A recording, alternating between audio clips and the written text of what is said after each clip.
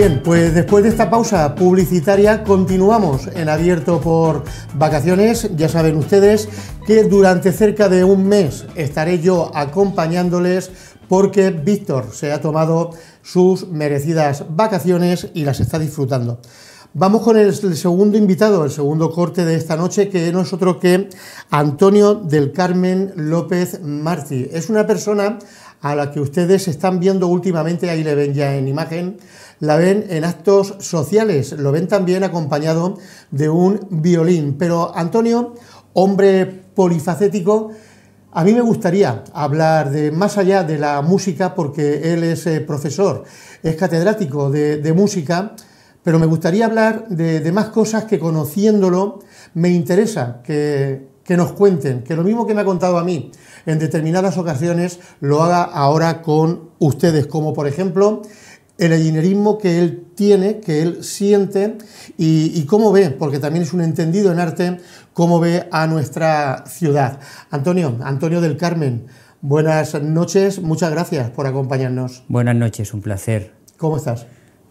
Bien, no me puedo quejar. ¿Cómo llevas el verano y estos calores? Que son bueno, yo vivo en una casa de Yin de principios del siglo XX, entonces son casas, evidentemente en la época no existía el concepto, pero ahora la llamaríamos casa ecológica.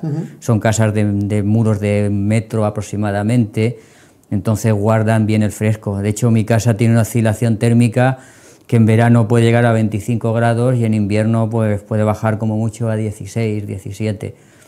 Fíjate que no necesito, con un simple ventilador me sobra, y en invierno con una única estufa en una casa de 19 habitaciones tengo de sobra. Pues eso es uno de los motivos que me atraen de ti cuando me contaste el por qué quisiste vivir en el casco antiguo de Ellín, cuando todo el mundo o gran parte de la gente se marcha o intenta marcharse a la parte moderna de Ellín. Pero en primer lugar, Antonio del Carmen, ¿quién eres? Bueno, yo soy hijo de Antonio el Sastre y la Glorín. Cuando me preguntan tú de quién eres o tú si eres de un equipo de fútbol, de un partido político, digo siempre lo mismo. No, yo soy hijo de la Glorín y de Antonio el Sastre.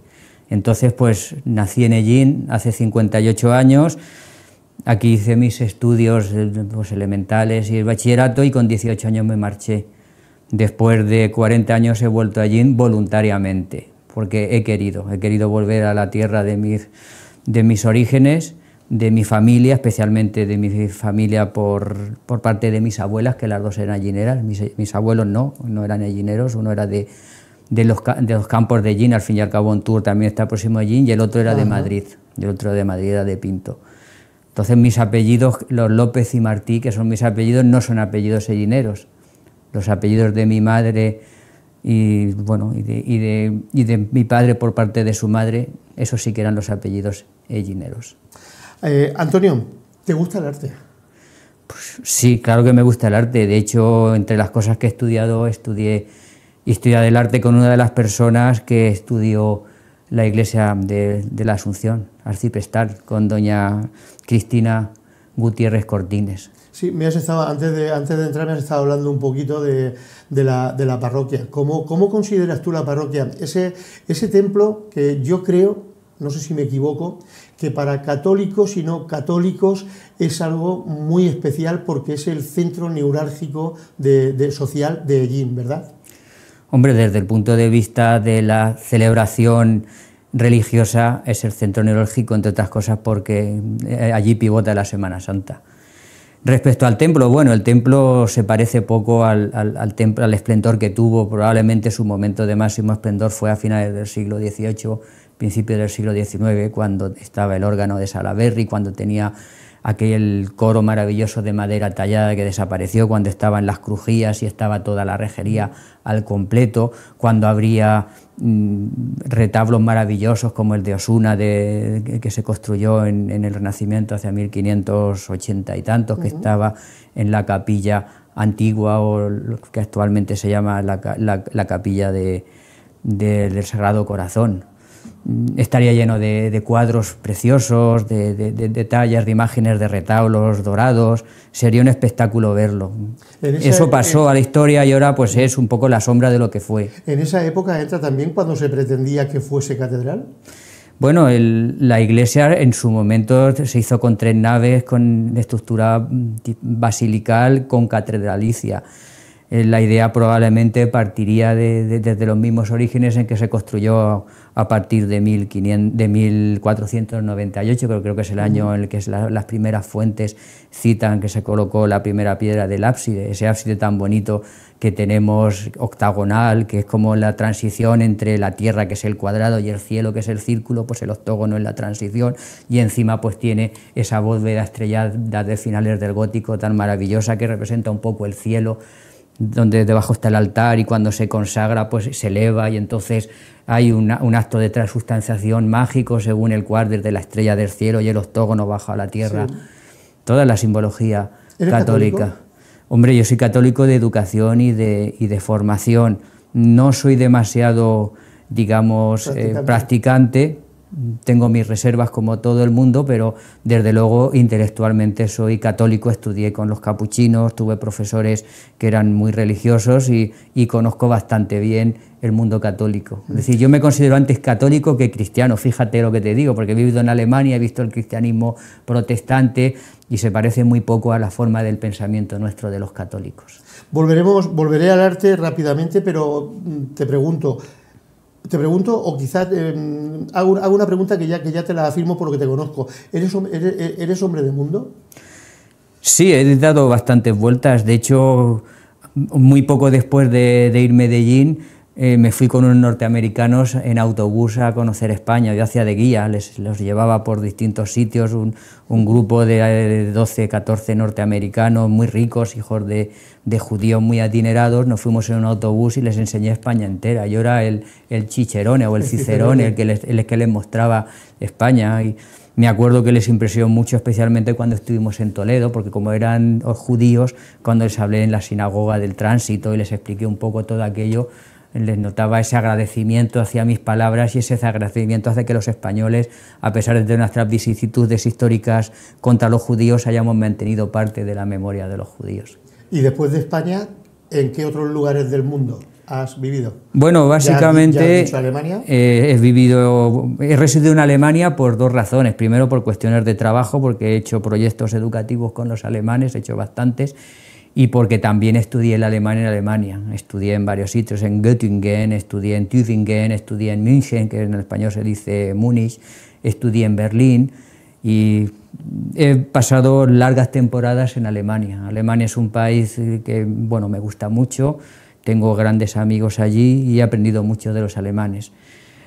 Bueno, como músico pues he tocado en algunos sitios fuera de España. Lo más exótico que he llegado a tocar ha sido en Siberia, justamente encima de Mongolia, hace 30 años, cuando todavía no existía turismo en la antigua Unión Soviética. Fuimos invitados por el Ministerio de Cultura de la URSS y bueno, fue toda una aventura cultural y una aventura, digamos, también personal. Me has dicho antes de comenzar la entrevista que lo tuyo era la docencia. De hecho, la has practicado 34 años. Sí, soy docente desde finales de los años 80. Estudié varias cosas, estudié filosofía y letras, estudié arte, estudié historia medieval, y al final me decanté por la música, pues porque en aquel momento España era un país que desde el punto de vista docente necesitaba muchos profesionales de la música, y como también había estudiado música dije, bueno, pues me va a ser relativamente sencillo ganarme la vida y comer caliente con la música, y por eso elegí la música. Pero bueno, podía haber elegido, dentro de mi formación un tanto así polifacética, pues podía haber elegido otra profesión sin ningún problema. Antonio, cuando se habla contigo, cuando se te ve, cuando se te conoce por vez primera, yo creo que eres consciente de que tienes una imagen muy seria. Pero, ¿eres serio? Serio, no sé a qué te refieres. ¿Serio en trato? ¿Serio en opiniones? Serio en el trato, sí, porque la imagen, al fin y al cabo, es un concepto que incluso nosotros no podemos cambiar, pero en el trato. Yo soy más que serio, soy una persona formal y de formalidades. Soy una persona, pues, que intento mostrarme a los demás de una forma amable y cordial. Quizá algunas veces el ser amable y cordial con los demás parece querer distante, pero no. Mis padres, me acuerdo que cuando yo era muy crío, me decía que el vestir de forma elegante y vestir bien era una forma de mostrar respeto hacia los demás. Entonces quizá mi relación con los demás es respetando esa relación que establecemos cuando estamos hablando, pero no es seriedad. Es quizá una forma antigua de ser. También mi abuela, que era muy ellinera, me educó en eso. Yo recuerdo a mi abuela cuando en Ellín era muy habitual que las familias se visitaran las unas a las otras, y me acuerdo de esa cortesía, esos modales, esa forma de hablar, esa forma de trato. Entonces, pues yo participaba de esas reuniones sociales, y recuerdo que una vez hablé a destiempo y mi abuela me dijo, cuando acabó por supuesto la reunión, dice: mira lo que te voy a decir, tienes que aprender que hay que ver, oír y callar. Hay que escuchar, hay que ver, hay que oír y hay que callar, y no hablar de una forma inoportuna. ¿Hoy practicas ese arte en Ellín? Bueno, yo intento llevarme bien con todo el mundo. Pero ¿existe hoy la visita Es que yo he pasado muchos años fuera de Ellín, y el Ellín que me he encontrado ahora, desde que resido aquí con mi esposa, porque decidimos voluntariamente volver otra vez tras 40 años, se parece poco al Ellín que yo conocí cuando era un adolescente y era un jovencito. Se parece poco. Por eso te digo que si hoy encuentras esa visita social, si existe... Yo pienso que eso ya no, yo no la he visto. Yo, bueno, pues he invitado a algunos amigos a casa, hemos hablado de cosas, pero en el sentido de que había cuando yo era un niño, no existe. Que ibas a visitar a una amiga, ibas a visitar a la familia, te recibían con unas pastas y hablabas de muchas cosas, especialmente hablabas de las cosas de tu pueblo y de tu familia. Yo eso creo que ya se ha perdido. Creo que se ha perdido. Oye, en la conversación anterior, cuando tu padre te daba ese consejo, conociendo a Antonio, cuando te daba el consejo de decir de que tenías que vestir elegante y de forma, conociendo la profesión de Antonio, mejor consejo que ese ninguno, ¿no? Hombre, claro, por supuesto. Antonio el sastre. Ten en cuenta que desde que yo soy niño he tenido la suerte de poder llevar ropa a medida, que queda, pues bueno, queda bastante mejor que la ropa industrial, y entonces, pues bueno, sí que he valorado mucho el vestir de una forma, digamos, desde mi punto de vista, para mostrar respeto hacia los demás. A mí, por ejemplo, no se me ocurriría aquí venir, por ejemplo, con pantalones cortos, o ni siquiera con pantalones vaqueros, aunque estamos en una charla informal, pero bueno, hay que mantener, como decía mi abuela, el decoro y las buenas maneras y las buenas formas. Eso es muy importante. Antonio, me estás metiendo en un lío, ¿eh? ¿Por qué? Porque, bueno, si quiero estar como debo de estar aquí, hay elementos los que en mí son indiscutibles, más que nada por comodidad, Yo, fíjate, sin embargo, el pantalón vaquero para mí es la prenda más incómoda que existe. ¿Sí? Pasas calor en verano con ella, pasas frío en invierno, y encima cuando yo lo usaba, que ya no lo uso, te apretaba tanto con los remaches y aquellas cosas, que para mí era una especie de cinturón que te constreñía. Y ahora son elásticos. Bueno, pero no hay nada más cómodo que una chaqueta americana, porque aparte de poder meterte los móviles y las carteras en los bolsillos, como la tienes abierta, es una prenda comodísima, algo que no saben los demás, mucho más que un jersey. Elegante, por supuesto. Volvemos al arte. ¿Cuál es tu especialidad de arte? ¿Cuál es el arte que mejor dominas? El arte de la música, de la imagen, el arte de la música, porque me he dedicado muchos años a ella. Sin embargo, bueno, pues hay otras artes plásticas que me encantan, como la escultura. La escultura me encanta. ¿Qué instrumentos dominas? Bueno, yo empecé a estudiar música en Ellín con el maestro Picazo, con don Miguel Picazo, en el año 72, creo que fue, o 73. ¿Qué persona que haya hecho música no ha estado con él? Y en el coro que había en Los Capuchinos. Teníamos un coro de niños cantores y bueno, ahí empezaron mis orígenes. Oye, ¿en esa formación no interviene tu madre? Gloria. Mi abuela. O sea, entonces tu abuela también interviene. Mi abuela, que también se llamaba Gloria. En la formación de Gloria, claro. Sí, mi abuela fue la que me pagó las clases con el maestro Picazo. Yo en realidad quería tocar el violín porque debo ser de los últimos ellineros niños que escuchó a la antigua capilla que hubo en la Asunción. la de los Arcas y demás, que también son... Está casado el doctor Rafael Arcas, que murió lamentablemente en noviembre, pues estaba casado con una tía mía. Médico, entonces vivía en Barcelona. Pues a través de él pues conocí a su familia, que fueron los últimos representantes de la capilla musical. Y yo recuerdo muy de niño, muy vagamente, haber escuchado música de violines en la iglesia. Entonces, pues por eso quizá yo quería estudiar un instrumento como Te estamos viendo ahí en televisión, sí, en el momento que estuvisteis en el cuarteto en Mingo Gil, sí, en la parroquia ahí todavía estábamos con la mascarilla, sí. Sí, esto hace unos meses. Sí, en marzo. Sí, iba a decir 4 o 5 meses. Bien, Antonio, volvemos al arte. Te conozco, hablo contigo, me conversas varias cosas y entre ellas lo de tu casa. Y a mí me llama la atención que una persona que, bueno, pues que transmite esa humanidad de mundo, que has preferido tú y tu esposa el vivir en el casco antiguo de Ellín, en la calle Bernales. En el Ellín medieval, en el Ellín antiguo, en el Ellín histórico. Y sí, pintas tu casa como lo has pintado hace un momento, pero ¿por qué prefieres esa casa y no te vas a una vivienda, a un piso cómodo en la Gran Vía? ¿Quién dice que una casa antigua es incómoda? No es incómoda. Entre otras cosas, mientras que ahora mismo todo el mundo se está cociendo y necesitará este invierno cantidades industriales de calor para calentar el piso, yo no lo necesito, son casas ecológicas. Porque son de mampostería, de piedra, de cal y canto, como se llamaba antiguamente, entonces eso hace un gran aislante. He hecho unas pequeñitas reformas para que sea aún más eficiente desde el punto de vista energético.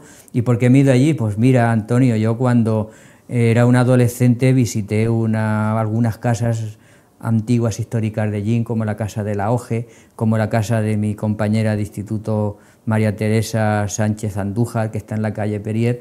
Y a mí aquellas casas me fascinaban aquellos techos altos, me fascinaban esos suelos maravillosos de mosaico hidráulico, me maravillaban las escaleras, esas tan amplias, tan cómodas de subir, las rejas, me resultaba especialmente fascinante, como estoy diciendo, esas viviendas ellineras antiguas. Entonces yo siempre dije, si vuelvo allí alguna vez, volveré a una casa de estas características. Yo no quiero vivir en piso, yo he vivido en pisos, he vivido en chalés y ahora quería vivir la aventura del pasado de Ellín. De hecho, mi casa está justamente enfrente del ábside de nuestra parroquia arciprestal y es un placer ver allí ese ábside, como hemos hablado antes, octogonal, que representa la unión del cielo con la tierra para la mentalidad del hombre medieval y del Renacimiento.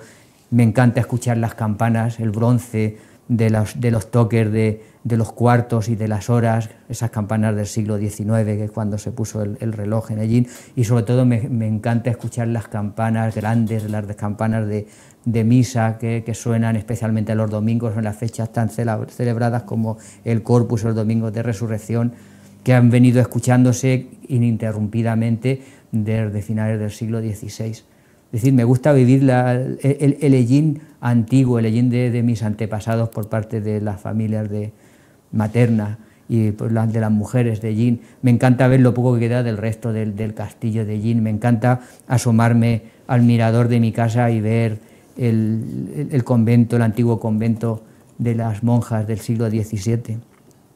Para mí Ellín es eso, porque para vivir en un piso puedo vivir en cualquier otro sitio. La casa de la cultura, sí.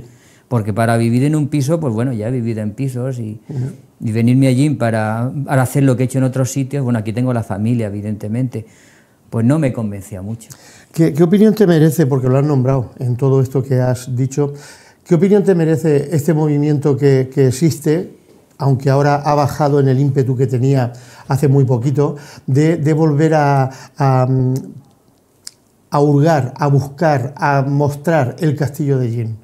Has dicho lo poquito que queda una torre y un poco más. Sí, porque era de arena, entonces era de tierra, entonces eso... ¿Qué te parece ese movimiento? De que volviéramos por lo menos a conocer, ya no a tener, que parece ser que es difícil por el coste que tendría, pero a conocer el castillo. Hombre, somos lo que somos por lo que fuimos.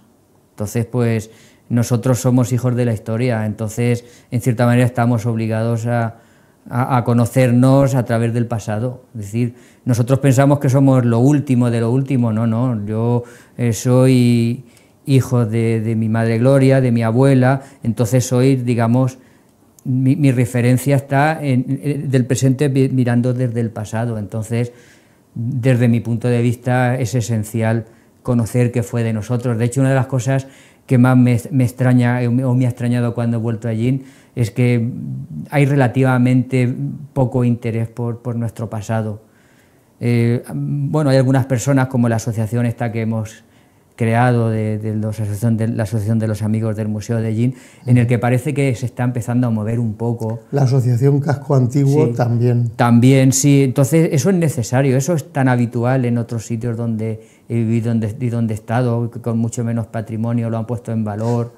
Sí, perdona, porque mi pregunta iba a ser, te estoy escuchando, además te estoy escuchando con mucho agrado, pero mi pregunta iba a ser, el Ellín que te encuentras, el Ellín es en el que tú vives ahora, en el Casco Antiguo, ¿qué te parece el estado en que se encuentra? Ya me estás hablando de estas dos organizaciones que intentan ayudar en lo que pueden. ¿Y qué te parece el que le demos tanto interés y a dónde llegamos socialmente? Hombre, las ciudades, en el Casco Antiguo. Las ciudades están vivas si se habitan, porque las casas son espacios susceptibles de ser habitados, entonces hay que habitarlos. Si tú deshabitas o dejas de habitar o dejas que se vaya estropeando, se vaya deteriorando una parte de una ciudad, están matando la historia de esa parte de la ciudad.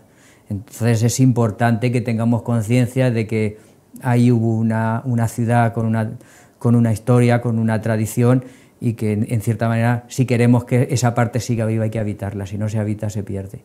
Entonces sí, donde yo vivo hay muchas casas que están deshabitadas, que están en estado paupérrimo. El otro día un amigo que no es de Ellín, que es de Uruguay, me decía qué pena que en Ellín todo este casco antiguo no esté pintado, no esté arreglado, no esté lleno de personas que vivan aquí, de pequeños bares, de pequeños lugares donde haya vida, porque si fuera así habría una parte muy importante de personas que vendrían a este casco a visitarlo, porque arreglado sería un casco bonito, pero desgraciadamente pues poca gente quiere vivir aquí de los autóctonos. Y ese barrio pues están mis vecinos, pues hay un porcentaje muy importante que son personas que han venido a ganarse la vida porque en sus países no podían ganársela. Entonces, Antonio, la música, ¿por qué sí. El violín? Hombre, el violín desde mi punto de vista es el instrumento más bonito que hay, es el instrumento que, bueno, junto con el cello y quizá la viola da gamba, que más se aproximan a la voz humana. Entonces, ya digo que mi primera impresión hacia el violín fue cuando era niño y vi los últimos coletazos de la gran tradición musical de Ellín, que se murió a finales de los 60, cuando en la época del Papa Pablo VI llegaron las ideas del Concilio Vaticano II y se sustituyó esa tradición maravillosa musical y esa tradición litúrgica que arrobaba y que sorprendía a las personas cuando asistían a esos actos por otra forma de entender la religión. Por eso el violín. Tienes un violín ahora junto a ti. ¿Nos lo muestras? Este violín, pues bueno, ¿Nos lo presentas? Lo conseguí en Alemania. Porque seguro que más de una persona que está viendo televisión te ha visto cómo lo tocabas. Sí, este violín lo conseguí en Alemania hace 8 años. Bueno, hubo una subasta de instrumentos, entre ellos estaba este, pero por su peculiaridad, por ser un instrumento tan sumamente decorado, tan diferente, por ser tan peculiar, nadie pujó por él. Entonces, después de la puja, le ofrecí un dinero inferior al de la puja de salida al que lo vendía, en Heidelberg, en una ciudad que está en Baden-Württemberg, preciosa, patrimonio de la humanidad, y me lo vendió. ¿Es del gran maestro? Este es un instrumento italiano, en su origen, que ha tenido mucha vida, ha dado muchas vueltas, porque originalmente no era así, originalmente era un violín como todos los violines del nudo, con la madera, sin decoración, no tenía el mástil con las incrustaciones estas que lleva de marfil, era un instrumento como cualquier violín. Lo que pasa es que en el siglo XIX pues, acabó en Francia en manos de Philémon de Couvillon, Jean-Baptiste Philémon de Couvillon, que era un catedrático del Conservatorio de París, y lo reconvirtió en un instrumento, digamos, a la moda, porque esta decoración que tiene, la cabeza, es una cabeza de una gárgola que se puede entroncar perfectamente con las gárgolas de Notre Dame de París, del Víctor Hugo, del jorobado de Notre Dame, y de Viollet-le-Duc, que fue el que reformó Notre Dame de París. Es exactamente igual que las cabezas de gárgola. Hay que ver que esa reforma, este instrumento fue, digamos, cambiado su fisionomía y pintado en el momento de Víctor Hugo, de Viollet-le-Duc, de este señor, de Berlioz, en toda esa época francesa. Y con todos los músicos que tenemos en Ellín, los conocidos, los no conocidos, los de academia, los de grupos musicales, ¿cómo encaja un violín, ya no cualquier violín, en Ellín? Porque, por ejemplo, te voy a dar 3 nombres. Sí. Belén, Emiliano y José Ramón. Bueno, eso representa, digamos, la nueva tradición violinística de Ellín. Hemos hecho un cuarteto relativamente hace poco tiempo, hace un año, pero en Ellín se viene tocando el violín desde 1730 aproximadamente.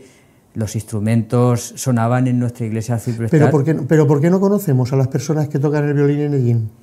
Porque en Ellín existe una macrofiesta, que es la fiesta del tambor y la corneta y los demás instrumentos, quizá un poco la banda de música, porque ya tiene una tradición desde 1976 con el maestro Picazo.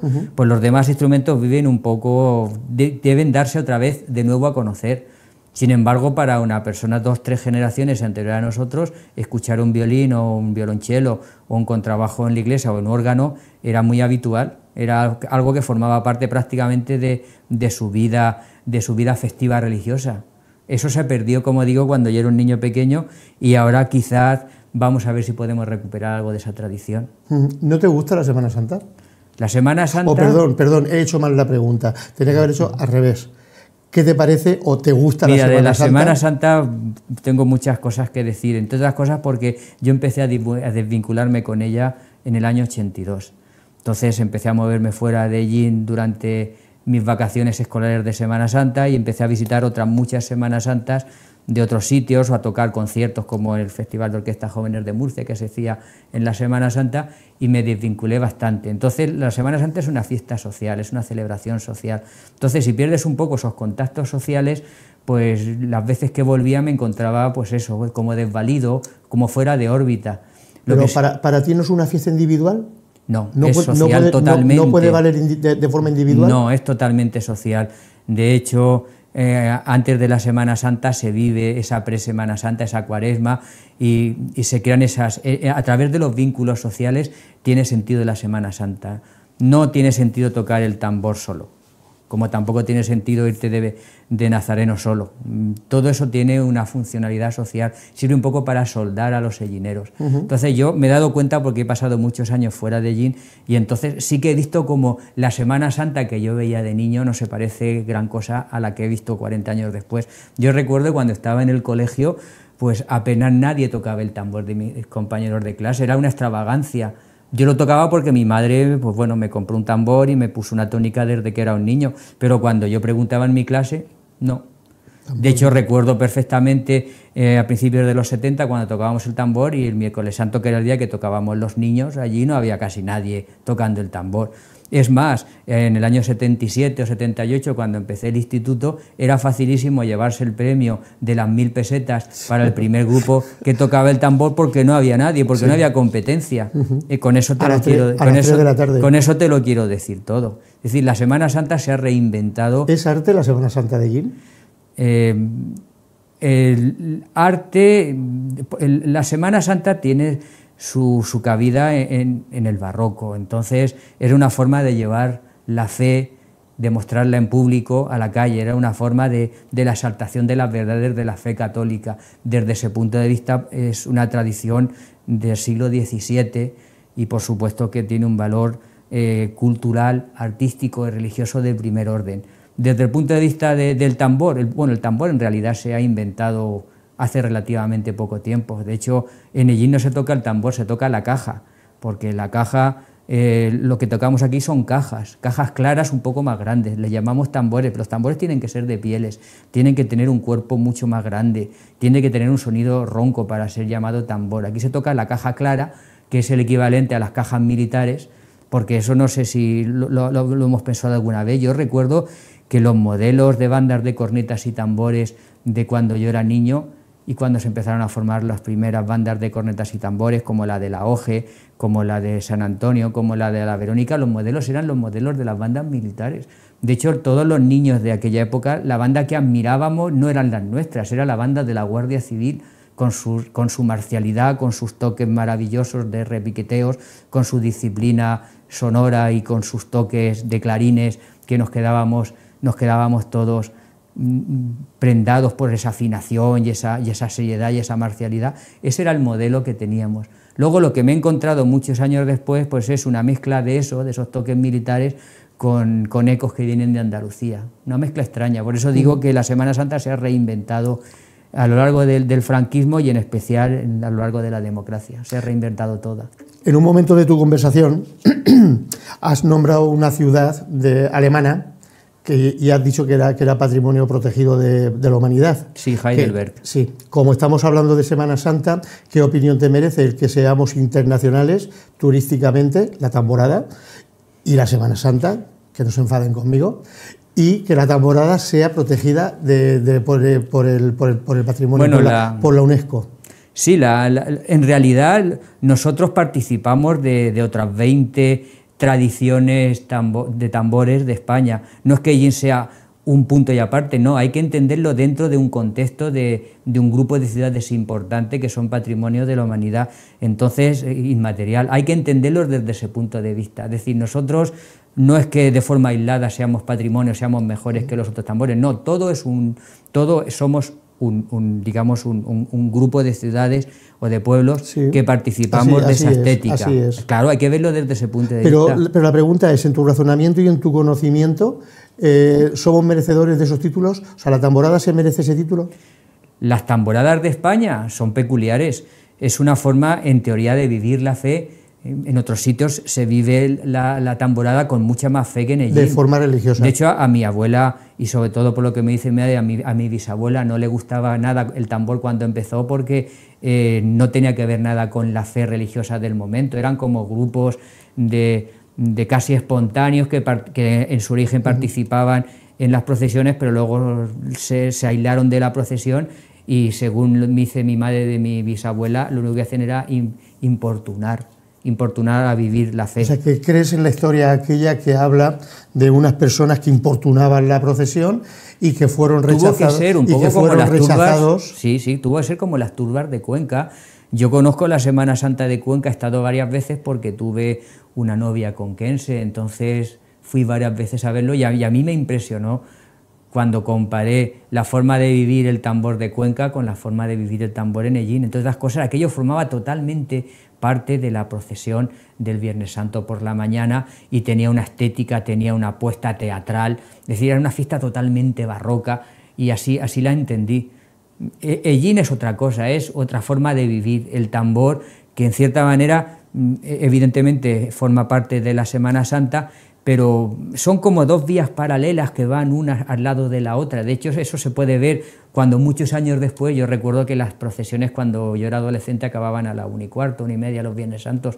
El otro día, bueno, yo me quedé sorprendido cuando vi que todavía a media tarde aquello no acababa nunca. Decía, ¿esto qué es? ¿Por qué pasa esto? ¿Qué ha ocurrido para que cuando yo era joven esto terminase a la 1:30 y todo el mundo hacía lo que tenía que hacer y tocaba y cumplía, digamos, con su penitencia de tocar el tambor, y muchos años después esto acaba tan tarde? Pero no lo entendía. ¿No te llama la atención ese gran número que tú mismo has dicho, que para los años 77, 78 eran muy poquitos? Además, a las 3 estábamos avisados que la primera peña que subiera esas 1.000, 1.500 pesetas. Es que para mí... Pero ¿no te llama la atención el gran número, la masificación que hay de tambores en Ellín?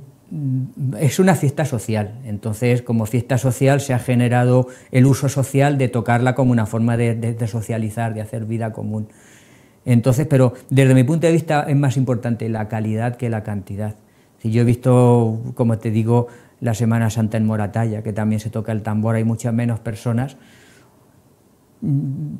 A mí me impresionaría que las personas que tocan el tambor, al margen de de que sean creyentes o no, supiesen que están en una celebración religiosa. Eso es fundamental. Es decir, el tambor es una celebración religiosa, nos guste o no nos guste, aunque lo toques y pienses que tú no eres creyente, estás participando en una celebración religiosa y así que hay que entenderla. Y desde mi punto de vista, una forma de vivir esa celebración religiosa sería mostrando respeto a esa celebración religiosa, al margen que te guste tocarlo más o menos. Por eso no entiendo que haya personas que tomen actitudes carnavalescas a la hora de tocar el tambor. No entiendo que haya personas que utilicen eso como excusa para beber, para tener determinados comportamientos que están al margen digamos, del receptáculo que es donde se mueve ese tambor, que eso es una procesión religiosa. Me cuesta mucho trabajo entenderlo. Por eso no participo en el tambor, no, hace muchos años que no lo toco. Antonio, para ir finalizando, nos han mostrado tu violín, te hemos conocido algo de cómo eres.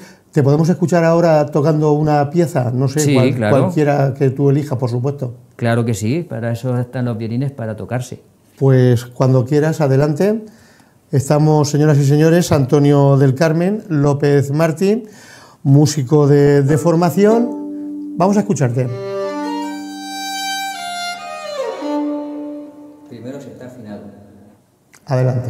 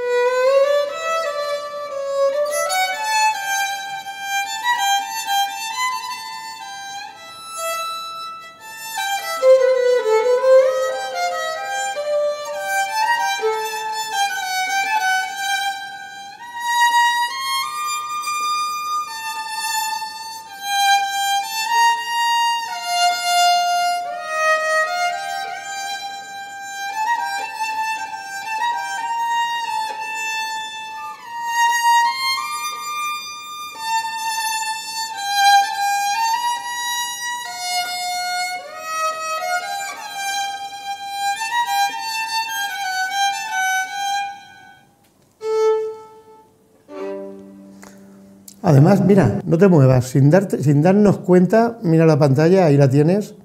Has estado tocando todo el tiempo para el ábside que tanto te gusta de la parroquia. Claro, es la unión del cielo y la tierra, pero para la mentalidad ahí, medieval. Pues todo lo que has tocado, ahí ha estado. Por favor, te sientas, claro que nos sí. Vamos a despedir. Fantástico, Antonio.